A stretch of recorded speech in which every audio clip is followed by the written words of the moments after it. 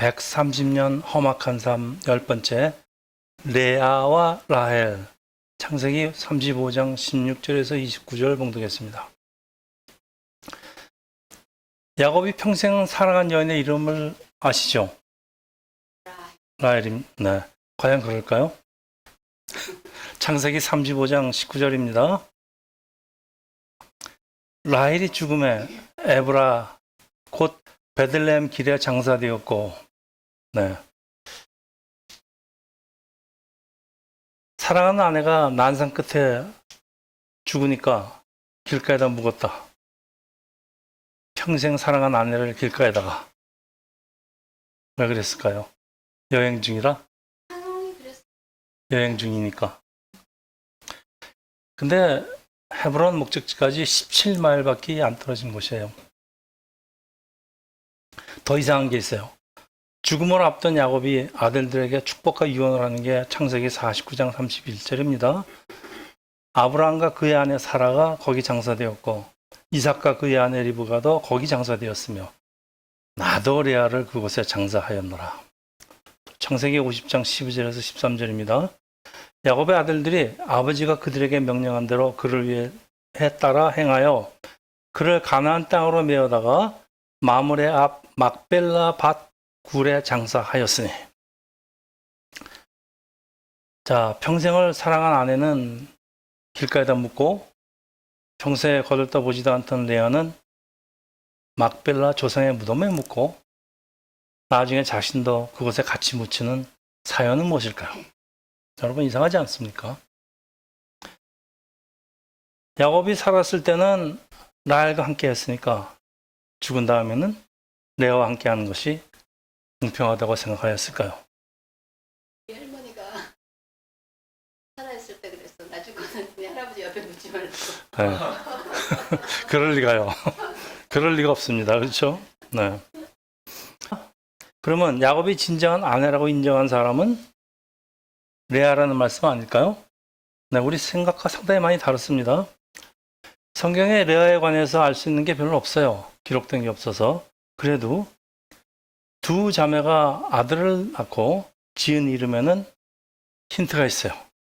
하나님에 대한 사랑과 그들이 가진 세상 가치관이 드러나는데 우리 같이 살펴보겠습니다. 자, 오늘 본문입니다. 창세기 35장 16절에서 20절입니다.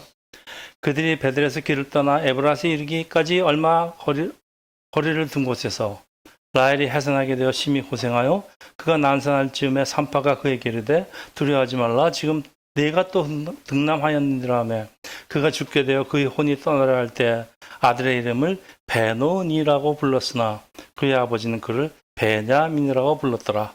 라헬이 죽음에 에브랏 곧 베들레헴 길가에 장사되었고 야곱이 라헬의 묘에 비를 세웠더니 지금까지 라헬의 묘비라고 일컫더라. 우리 다음 라헬의 무덤 한번 봐주세요. 네, 그 자리에 말이죠. 그 자리에 저기 사원을 지었습니다. 저게 라헬의 무덤인데, 지도 좀 한번 잘 보세요. 저 위에 야곱이 베델을 떠나서 헤브론으로 내려가다가 그 중간 정도 와서 지금의 베들레헴에서 멀지 않은 곳에 라헬이 두 번째 아들 베냐민을 낳고 출산 후유증으로 죽게 됩니다. 의문이 생기는데 저렇게 먼 거리가 아닙니다. 무엇이 급하다고 출산이 임박한 아내를 데리고 베델을 떠나 여행을 할까요? 뭐가 급해요? 최종 목적지 헤브론에서 아이를 낳고 싶었을까요? 헤브론에는 막벨라 굴이라는 집안 무덤이 있어요. 아브라함이 산 것입니다. 거기까지 17마일밖에 남지 않았어요. 17마일이면 여기서 어디입니까? 왜 길에다 묻었을까요? 더 이상한 게 있어요. 나중에 야곱은 자신의 뼈를 막벨라 굴에 묻으라고 유언하는데 막벨라 굴 아브라함이 아내 사라를 묻으려고 샀던 집안 무덤입니다. 그림 한번 또 봐주세요. 저기 막벨라 굴에 지금의 막벨라 굴에 거기다 이제 성전을 지었습니다. 저건 좀 나중에 설명하겠습니다. 자, 라헬의 길에다 묻는 이유는 과연 무엇일까요? 세상에서는 라헬을 사랑했다 하더라도 라헬은 언약의 집안 무덤에 묻힐 자격이 없다? 영원한 언약의 가족이 되기 위한 기준에 못 미친다는 말일까요? 이건 학자들이 이렇게 해석을 합니다. 자, 그래서 오늘은 라헬과 레아의 삶을 비교하면서 야곱이 진정한 배우자라고 인정한 여인은 과연 누구일까? 그리고 그 이유는 무엇일까? 우리 같이 살펴봅니다. 자식의 이름에는 이 아이를 어떤 사람으로 키우겠다는 소망과 의지가 들어있어요. 무엇보다도 자식의 이름을 살펴보면 그 부모들이 가지고 있는 가치관 그리고 신앙의 영성을 알 수가 있습니다. 우리 찬호 아버지한테 묻겠습니다. 왜 찬호 이름을 크리스찬 찬호라고 지었습니까? 모하메드 찬호 이렇게 안 지고 왜 크리스찬이라고 지었어요? 예수를 닮은 사람으로 키우겠다는 그 부모의 소망이며 부모의 의지 아니겠습니까? 네, 마찬가지입니다. 자, 남편의 사랑을 독차지는 하는데 라헬의 고민은 아들이 없는 거예요. 아무리 남편에게 사랑을 받는데 무엇합니까? 당시에 아이를 낳지 못한 여인은 죽은 여인입니다. 창세기 30장 1절에서 2절입니다. 옛날로 돌아갑니다. 라헬이 자기 야곱에게 아들을 낳지 못함을 보고 그의 언니를 시기하여 야곱에게 이르되 내게 자식을 낳게 하라. 그렇지 않으면 내가 죽겠노라. 야곱이 라헬에게 성을 내어 이르되 그대가 임신하지 못하게 하신 이는 하나님이시니 내가 하나님을 대신하겠느냐. 자, 라헬은 남편을 협박하는 대신 무엇을 했어야 할까요? 네, 기도죠. 기도를 했어야 돼요. 그런데 라헬은 기도를 하지 않고 아주 세상적인 방법을 택합니다. 뭐죠? 자기의 몸종 비라를. 비라는 누굽니까? 나중에 우리 나왔었죠? 르우벤과 불륜을 만드는 그런 여인입니다. 비라를 남편에게 주어 아들이 태어나게 되는데 라헬은 그 아이의 이름을 단집합니다. 단이란 뜻은 재판관 혹은 억울함을 풀었다는 뜻이에요. 둘째, 납달리는 그 뜻이 나의 씨름입니다. 언니 레아와 씨름해서 내가 이겼다. 자, 이 감사는 없고요. 세상적인 방법으로 자신의 억울함을 풀려는 그렇게 낳은 자식인데 간절한 소원이 있으면 하나님께 기도해야지. 인간적인 방법으로 일을 이루다가 오히려 화가 된 것이 이스라엘 역사였습니다. 단은 북이스라엘 중 제일 먼저 우상을 섬긴 지파예요.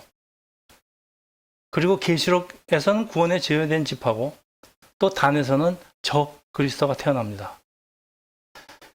그래도 하나님은 라헬을 불쌍히 여기시고 이름을 주어준 아들을 주시는데 그 아들이 바로 요셉.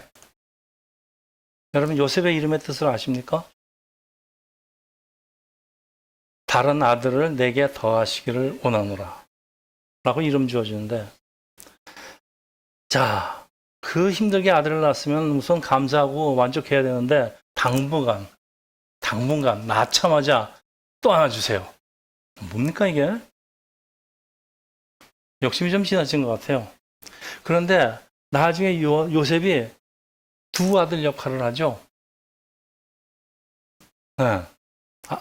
에이브라임과 므낫셋 두 아들 역할을 하는데 사실 하나님은 이미 두 아들을 주신 거나 마찬가지인데 이걸 몰라요. 라헬이 욕심만 부리고 있어요. 소원대로 또 아들이 베냐민이 태어나지만은 글쎄 그 아들이 자기 생명과 맞바꾸게 될 줄 그걸 모르는 게 이 사람의 한계입니다. 여러분. 죽어가는 라헬은 이 아이의 이름을 벤오니, 벤이라는 건 아들이라는 뜻이에요. 오니는 슬픔, 고통, 애도, 불행입니다. 영어로 son of misfortune, 불행의 아들이다. 어미 없이 자랄 아이는 불행한 삶을 살 것이기 때문에 너무 불쌍해서 이름을 불행 그렇게 지어줬는데 여러분 어머니 없이 자라지만은 행복하게 사는 사람도 있고요. 하나님을 모르는 어머니 밑에서 세상적으로 잘못된 삶을 살다가 불행해지는 사람도 참 많이 있습니다. 자, 라헬이 세상을 보는 아주 세상적이에요. 하나님을 믿지 못하고 미래도 보지 못하고 고통스러운 현실만 보는 눈이에요. 자, 그런데 이런 슬픈 이름을 가지고 살아야 되는 아들을 얼마나 놀림을 받으면서 살까요? 그 아들의 마음과 그 고통은 생각하지 못하는 여인이에요. 아주 시야가 좁습니다. 극히 세상적인 가치관을 가지고 살아온 여인입니다. 이 변하지 않던 야곱의 옛 모습과 너무나 흡사한데, 야곱은 자꾸 변하는데 왜 변합니까? 하나님이 통치를 시작하시기 때문에 변합니다. 근데 라헬은 변하지 않은 채로 그대로 죽어서 결국 길가에 묻힙니다. 이게 무슨 말씀입니까? 죽어서 영원한 생명을 얻지 못했다, 그런 뜻입니다. 구원을 받지 못했다, 그런 뜻입니다. 하나님이 귀한 아들을 주셨으면 감사하고 만족해야 되는데 또 다른 아들을 원하다가 아들이 태어나요. 그런데 그 과정에서 죽게 되는 건 어찌 된 일일까요? 하나님이 그러셨을 리는 없죠. 그렇죠? 욕심이 지나치면은, 네. 아들이 많이 있으면 행복하고 그렇지 않으면 죽을 것 같다는 그 육신적이고 세상적인 생각과 가치관을 가지고 살았는데, 어머니가 없어서 불행할 것 같은 아이 베노니. 여러분, 그러나 자식은 내가 키우려고 그러면 안 됩니다. 자식은 누가 키우는 겁니까? 네, 하나님이 키워주셔야 된다. 이걸 모르는 여인의 삶이 그 끝이 참 너무 아픕니다. 그런데 하나님을 의지하는 이제 야곱은 오른손의 아들 야민이라고 붙여줍니다. 자, 지난 시간 세겜에서 끔찍한 사건을 경험한 야곱이 모든 가족에게 이방 신상을 버리게 하는데, 라헬은 그때 훔쳐온 드라빔을 지금껏 간직하고 있었을까요? 학자들은 그렇다고 생각하고 있습니다. 키그리스강 부근의 유적지에서 흙으로 된 문서를 발굴하였는데요. 거기에 드라빔을 가진 사람은 상속권을 갖는다라고 적혀 있다고 합니다. 그러니까 라헬이 드라빔을 훔친 이유는 단지 아버지 우상을 훔친 게 아니에요. 집안의 상속 문서를 훔쳤고, 기겁한 아버지가 라반이 멀리까지 쫓아왔던 이유입니다.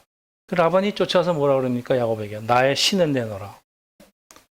다른 말로 얘기하면 나의 권리 문서를 내놓아라. 내 주문서 내놔. 자, 드라빔은 라반에게는 신, 그러니까 모든 거란 뜻인데, 여러분, 라반의 두 딸이 집을 떠나는데 친정에서 무엇을 가지고 갈까? 네. 레아는 아무것도 가지고 나온 게 없는 것 같아요. 그런데 라헬은 참 아버지 보물이며 아버지의 그 모든 것, 신을 가지고 드라빔을 훔쳐옵니다. 이게 무슨 뜻입니까? 나중에 아버지 돌아가시면은 지가 그거 갖고 와서는 아버지 재산 다 가져갔다는 얘기 아니에요? 31장 32절입니다. 이제 야곱이 잘 모르니까 이제 항의를 합니다. 외삼촌의 신을 누구에서 찾든지 그는 살지 못할 것이요. 우리 형제들 앞에서 무엇이든지 외삼촌의 것이 발견되면 외삼촌에게 가지고 가소서.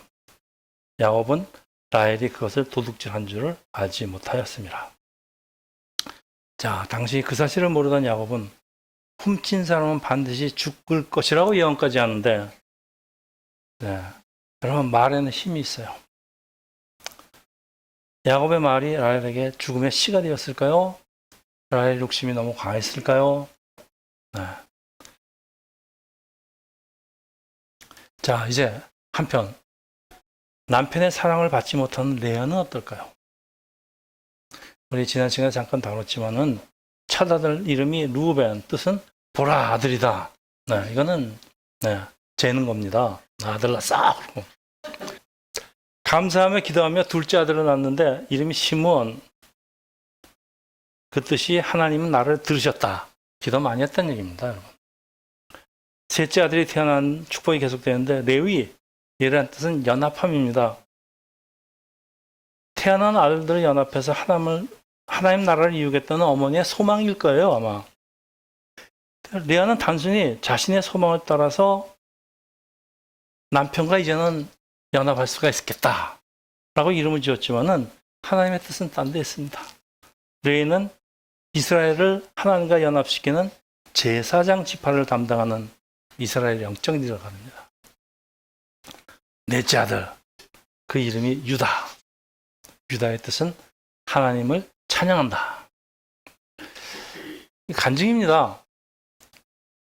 그동안 남편의 사랑만을 간구하고 살았지만은 이제는 사람에 대한 집착을 버리고 하나님만을 사랑하겠다는 뜻일까요? 아마 그럴 것 같아요. 자, 한동안 출산이 멈췄던 레아에게 하나님은 두 아들을 덤으로 더 주십니다. 다섯째, 이사가. 하나님이 내게 그 값을 주셨다.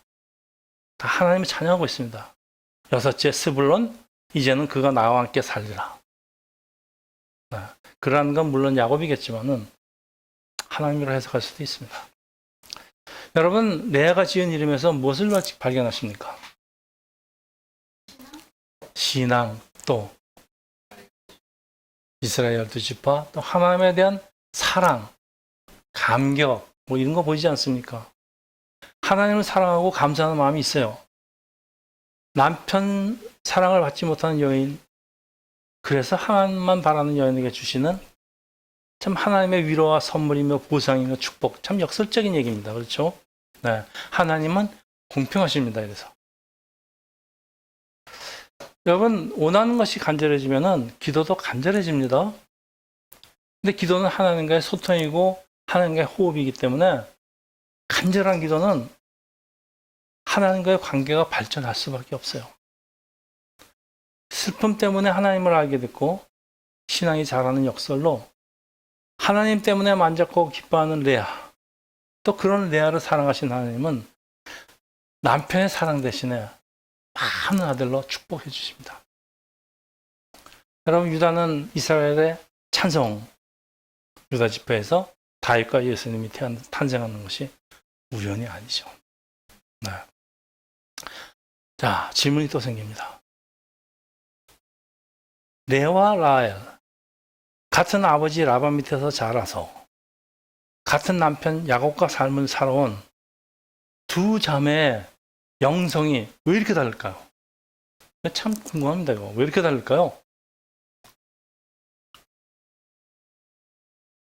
레아는 야곱의 사랑을 전혀 받지 못하지만은 아들 6명이나 낳고 모두 신앙의 이름을 지어준 것으로 모아서 레아는 여호와 하나님께 대한 신앙이 있었던 것 틀림없어요. 그 반면에 라헬은 세상적인 축복 많이 받았죠. 눈도 아름답고 남편 사랑도 많이 받았고 아버지 재산도 몽땅 가지고 있었고. 그럼 뭐 합니까? 죽어버리는데 길가에. 하나님에 대한 감사도 믿음도 없었던 것도 확실해요. 여러분, 무엇이 이런 차이를 만들었을 것 같아요? 똑같은 조건에서 두 자매가 똑같이 자랐는데 똑같은 남편들이고 하나님이 라헬은 택하셨고 레아는 택하셨고 라헬은 택하지 않으셔서 그렇다? 그건 너무 극단적인 장로적으로 얘기하지 마세요. 자, 신앙은 어려운 환경과 핍박 중에 성장하고 편하고 배부름은 하나님이 필요 없다고 생각하기 때문입니다. 여러분, 세상적인 축복이 꼭 감사해야 될 만은 건 아니고 세상적인 어려움이 꼭 불평할 것만은 아닙니다. 자, 두 딸의 아버지 라반, 하나님을 전혀 모르는 사람이에요. 그래서 이 두 자매가 집안에서 하나님 얘기 들은 적이 없었을 겁니다. 네. 그러면 누구한테 들었겠습니까? 그렇죠.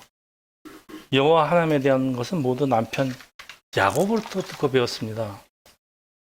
야곱이 비록 하나님 백성답지 않은 삶을 살았다고 하더라도 역시 못했지만 집안으로부터 전해지는 하나님을 알고 있었기 때문에 여러분, 어릴 때 신앙교육이 이렇게 중요한 일입니다. 자, 여기 어떤 목사님의 아주 재미있는 의견을 소개하는데 여러분 동의하시는지 모르겠어요. 야곱이 이제 일을 끝내고 돌아와서 거의 라헬의 텐트에서 지냈는데 집에 오면 라헬로 갑니다. 야곱과 라헬은 사랑을 속삭이느라고 하나님 이야기 할 틈이 없었을 것이다.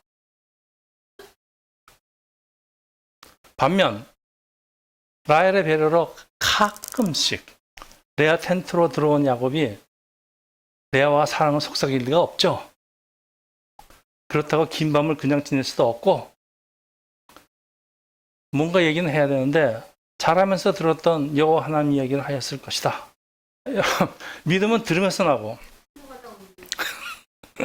라헬은 하나님을 듣고 믿음이 생기는데 가끔 야곱이 찾아올 때마다 하나님 얘기를 물어봅니다. 물어볼 데가 거기밖에 없어요. 그리고는 이제 가면 허구한 날 독서 공방하면서 이 남자가 들려준 하나님 이야기를 묵상하게 되었을 것이다. 야곱이 아브라함에게 들었던 하나님, 이삭과 함께 하신 하나님 이야기, 베들에서 만난 하나님 이야기. 자, 그러다 보니까 하나님에 대해서 알기 시작하고 레아는 사랑받지 못하는 대신에 하나님께 기도하게 되고 하나님께 교통하게 되고 하나님의 위로를 경험하는 가운데 신앙이 자라게 되었을 것이다. 어떻게 생각하십니까? 네. 상당한 일리가 있다고 생각해서 자, 우리 세상교회 젊은 부부에게 드리는 조언이 하나 있습니다. 부부끼리 사랑만 속삭이지 말고 성경 읽고 사랑만 속삭이지 말고 성경을 읽고 그날 읽은 성경 이야기를 나누는 시간을 많이 가지면은 신앙이 성장할까요? 말까요? 바울 얘기. 근데 여러분 아시다시피 백목사 신앙의 그 프랙티스하고 제가 다니던 교회 프랙티스하고는 정 끝이에요. 네. 정 끝이기 때문에 그게 같은 기독교라도요, 이거 안 맞으면요, 같은 기독교 같지도 않게 싸워요. 근데 참 이상한 게 그 얘기를 계속 하다 보니까 두 사람의 이 하나님 대한 그걸 뭐랄까, 신학이요? 신학이 거진 같아졌습니다. 지금 거의 똑같다고 저는 생각을 합니다. 여러분, 이렇게 중요합니다. 부부간의 그런 대화들이, 왜냐하면 내가 얘기하면서 하나님에 대한 오해도 있었고 편견도 있었지만은 또 딴 사람이 얘기해 주는 가운데 서로 이렇게 토해 가는데 신앙이 이렇게 정립되고 잘하는 것 같아요. 자, 라헬이 살아있을 때는 야곱 눈에 레아가 들어오지 않았죠. 근데 이제 라헬이 죽고 레아만 남으니까 레아를 다시 보게 됩니다. 하나밖에 없으니까. 그 레아의 아름다운 그 내면의 세계를 보게 되고, 아, 레아가 진정한 아내인 것을 발견한 것은 우연이 아닙니다. 그러고 봤더니 라헬에게는 믿음이 좋아요. 네. 또 워낙 그 슬픔을 많이 겪고 야곱과 산 사람이기 때문에 사람의 슬픔도 알아요. 사람의 슬픔을 아는 사람들이 남을 위로할 줄 알아요. 네. 그러니 야곱이 이제 내 남은 삶에 위로를 주는 아내는 레아라는 것을 발견합니다. 그리고 무엇보다도 레아가 이제 변한 야곱에게 신앙의 동반자라는 것을 알게 됩니다. 이게 중요합니다. 레아는 라헬처럼 아버지 재산을 탐내지도 않았고 오직 하나님과 남편만 바라보는 그 일편단심의 삶이었기 때문에 여러분, 배우자는 물론 사랑의 대상이기도 하지만 반드시 신앙의 동반자이기도 합니다. 그래서 교회에서 교인끼리 결혼하는 얘기입니다. 야곱은 라헬을 새롭게 발견하였을 것입니다. 자, 레아는 남편의 사랑을 받지 못하기 때문에 하나님을 의지할 수밖에 없는 사람. 그러나 그녀에 있는 그 허전함, 그 연약함이 간절하게 하나님께 기도하게 되고 하나님께 기도하는 삶은 항상 승리의 삶으로 바꿔집니다. 네, 그런데 이 막벨라 무덤은 믿음의 사람들만 묻힐 수 있는 장소예요. 그래서 레아만이 묻히게 된 이유입니다.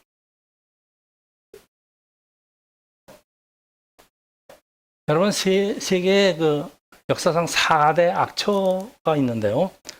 여러분, 누구를 아십니까?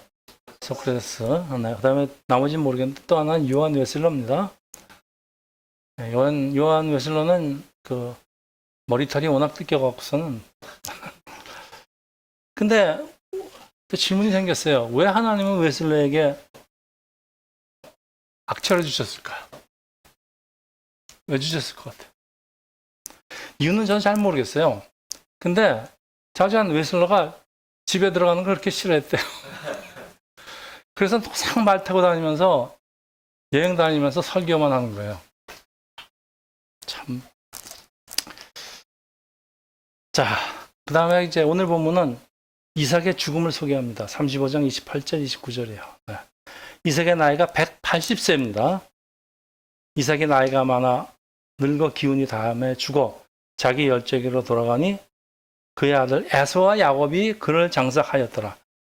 자, 여러분, 에서와 야곱은 그때 야복강에서 만나고 헤어져서 지금 다시 처음 만나는 겁니다. 꽤 오래간만에 만났어요. 그리고 헤브론에서 이삭을 장사하고 헤어지는데 헤브론은 아브라함의 가나안에서의 제2의 고향이라고 보면 됩니다. 그 후에 이들이 만났다는 이야기는 없습니다. 근데 야곱은 이때부터 이 아브라함의 신앙의 정점이었던 헤브론에서 나중에 이집트로 온 가족을 데리고 이주할 때까지 정착했던 것 같아요. 성경에 나온 얘기들을 보면 그렇게 됐습니다. 그림 한번 봐주세요. 또 저게 아브라함의 무덤인데 저게 막벨라 굴 헤브론에 있는 저 무덤인데 지금 저기다 이제 사원을 세워놨습니다. 아주 어리어리하게 세워놨습니다. 저 사원이 유대인과 이슬람이 같이 사용하는 세상에 단 하나밖에 없는 사원입니다. 그 사람은 절대 사원을 같이 공유하지 않습니다. 왜 그럴까요? 이슬람하고 유대인이 왜 저기서 같이 저 사원을 사용합니까?